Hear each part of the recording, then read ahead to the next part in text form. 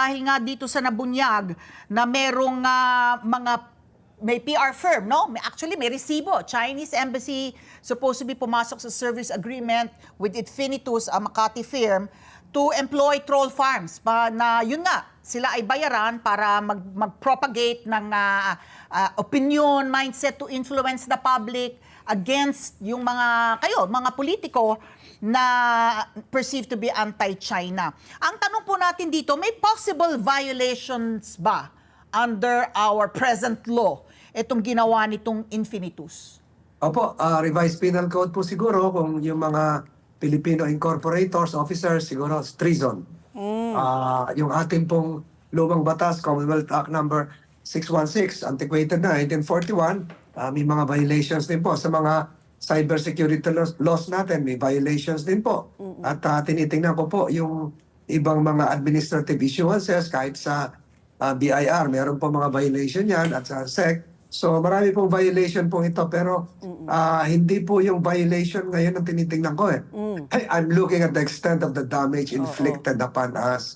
Kasi ang tagal na po nito kasi tinan nyo ito nung in-expose ko last week tapos kahapon ay may nahuli po sa tabi ng Comelec premises sa Intramuros. Kamakalawa naman, yung Sandy Cay, nagpa-photo op sila. Pero sinasabi ko po ito, hindi lang dahil ngayong election period na, even as early as January 24, 2025, sa Comelec premises din. Sa Intramuros, nahuli po yung sina Wang Yongyi, Wo Junren, at Kai Xiao Huang.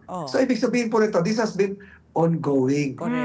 It just so happened that I was able to raise it and showed some evidence in support of what really happened. Kung wala naman siguro ako na ipakitang mga screenshots kagaya po nito, kontrata in Chinese kagaya po nito, o maging yung cheque, baka walang maniwala sa akin. Pero ang ginawa ko po, pati yung submersible drones na sinabi ng Philippine Navy, just the tip of the iceberg. Imagine yung, galing po ako nung isang araw sa Misamis Oriental, isang maliit na bayan, Initaw. Misamis Oriental, nakahuli din ng drone na military grade. So, yung extent, yung lawak, yung damage, ang hindi ko pa matanto. And I'm reading some antecedents, yung electoral interference nila ng China sa Canadian elections 2019 and 2021. Ay grabe din po. Talagang may mga pinunterya sila ng members of parliament na heavily damaged. Sana hindi naman po ako ganon. Nako, oo. So Senator Tol, ito na nga, binanggit mo kanina, tip of the iceberg. Ako, mas concerned po ako kasi mga kapwang Pilipino ang umaatake sa atin. Kumbaga, itong mga Chinese spies na nahuhuli po natin, buti na lang nahuhuli sila, no? But are you also afraid that this Infinitus is just one of many? Kasi nga, ngayon po, yun ang mas nakakabahala kasi mga kapwa Pilipino, ang nagpapalit ng naratiba eh. Kasi alam naman natin yung end goal ng China is to angkinin, no, ang West Philippine Sea. What is po, ano pong panawagan ninyo? Ano mga dapat natin pong gawin? Dapat ba itong mga PR firms should be also subject to regulation? What is the check and balance here to ensure that, we remain nationalistic, patriotic to our country? Well, there's a thin line, demarcation line between what is right and what is perceived to be right. Some would invoke freedom of speech, freedom of expression, freedom of press. Pero pag tinignan nyo, when you talk about a troll, when you talk about a fake account, a fake individual, I don't see any reason why individual rights and freedoms should attach to them. And even artificial intelligence, they're not entitled to the basic human rights. So, yung nangyayari po ngayon dito is a trampling of our basic dignity as a people. So, ano po yung masasabi ko? Siguro, do we regulate these firms? They would insist self-policy, self-regulation. But I think it's high time.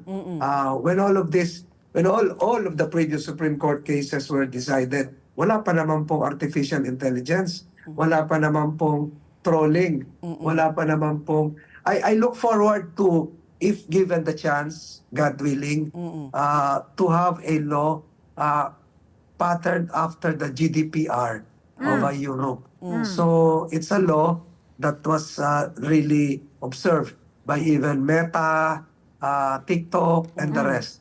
Otherwise, nabasa niyo ba yung Reuters report? Which About- one? Na tayo yung sentro ng fake news na. Oo. Even after the passage of the Maritime Zones Law, etc., etc. So sa atin, hindi alam ng mga kababayan natin, yung kausap nila, hindi naman pala totoong businessman o maestra o estudyante.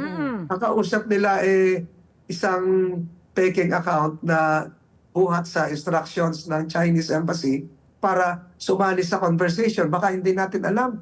Yung nagchat-chat po dito sa programa nyo. Iba nang nagsasagutan, sila-sila na rin pala yun. Yun po yung mga nakakatakot. It's not just changing the narrative, but the poisoning, yung paglalason po sa kaisipan natin para makapagdesisyon tayo ng hindi talaga galing sa ating kalooban. Let's get together. Sunday 25. Sunday 25.